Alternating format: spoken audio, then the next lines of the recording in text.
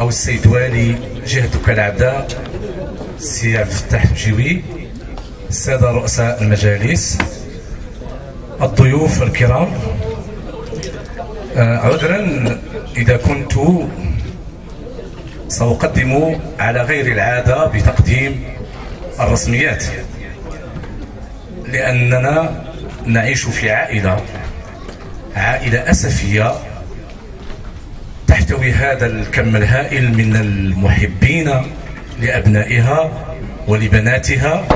ولهذا السبب أبى السيد الوالي إلى أن يشرفنا بحضور هذا اللقاء. أولا فالجمعية لم تتأسس إلا أيام قليلة، وبذلك نحن سعداء بكم جميعا، لأنكم تقدمون لنا جرعات قوية من أجل الذهاب بعيدا في هذا المشروع الإعلامي الجهوي الذي نتوخى منه أن يكون مشروعا اقتراحيا، مشروعا تنمويا، وليس مشروعا استفزازيا. المنتدى الجهوي للصحافة الإلكترونية تأسس وكنا نحلم أن نكون كيف يريد الإخوان الذين تأسس منهم هذا المنتدى، وأننا نقدم خدمة لهذه المدينة، ونقدم خدمة لهذه الجهة، ونقدم خدمة للوطن. البرنامج سأخرج عنه، وسأطلب من السي عبد الفتاح الجوي الذي تحدث في مناسبات منذ وصوله إلى مدينة عسفي، فأنا سأستفزك وأرجوك أن تتحدث في هذا المشروع ولهذه الثلة من الأحباء الذين يحضرون معنا في هذه القاعة.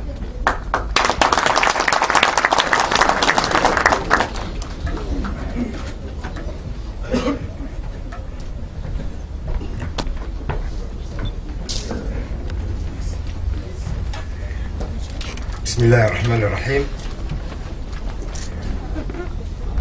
السادة والسيدات ممثلي مختلف الفعاليات الرسمية، السيد والسادة والسيدات أعضاء المنتدى الجهوي للصحافة الإلكترونية لجهة دكا العبدة،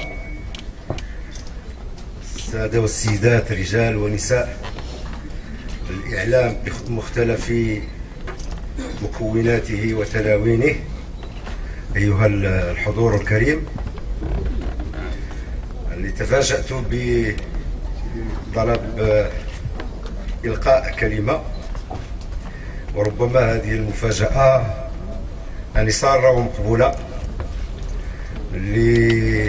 لأتواصل مع إخواني وأخواتي أبناء مدينة آسفي الفيحاء، آسفي أم المدائن ومدينة المدن.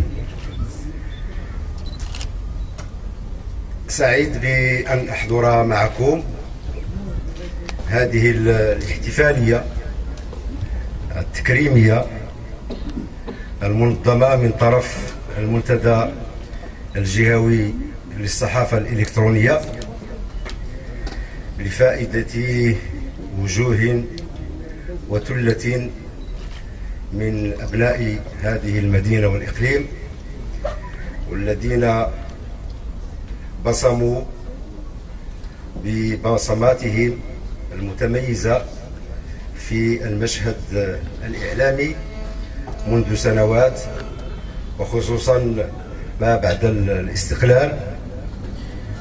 فذاكرة المسفيويين أني تعتبرهم من الماهدين والرواد الأوائل يعني في مجال الإعلام، بإمكانيات كانت يعني جد محدودة، ولكن بعطاءات جد متميزة. فإلى المحتفى بهم كامل العرفان وكامل التنويه والإشادة على ما أعطوه من جهد في تبليغ يعني المعلومة إلى المتتبع وإلى المواطن، اعتبارا لكون الإعلام يعتبر يعني قاطرة تواصلية ما بين صاحب القرار وما بين يعني المتلقي المواطنين. فبهذه المناسبة أحيي رجال ونساء الإعلام والصحافة الإلكترونية بهذه المدينة وبهذه الجهة، وأعتبرهم شخصيا يعني شركاء في مسار التنمية في بعدها المجالي والإنساني. نعتبرهم حماة للدفاع عن حقوق المواطنين التي يجسدها العنوان الكبير المتعلق بمنظومة حقوق الإنسان، يعني في أبعادها السياسية والحقوقية والاقتصادية والاجتماعية. المحتفى بهم استحضار بيت شعري لأبي فراس الحمداني شاعر الدولة العباسية، يعني في قصيدته المعروفة: أراك عاصي الدمع شيمتك الصبر، ولكن اختاروا البيت الشعري في آخر القصيدة الذي يقول: سيذكرني قومي إذا جد جدهم، وفي الليلة الظلماء يفتقد البدر. فإلى المحتفى بهم فها هم بنو قومك وأبناء مدينتك وإقليمكم ينظمون هذا الحفل التكريمي اعتزازا لما أعطيتموه في مجال الصحافة والإعلام، وستبقون دائما يعني كواكب ونجوم يعني ساطعة في سماء هذه المدينة وهذه الجهة. ومرة أخرى الشكر لمنتدى الجهوي للصحافة الإلكترونية، وحفظ الله جلالة الملك محمد السادس نصر الله. والسلام عليكم ورحمة الله تعالى.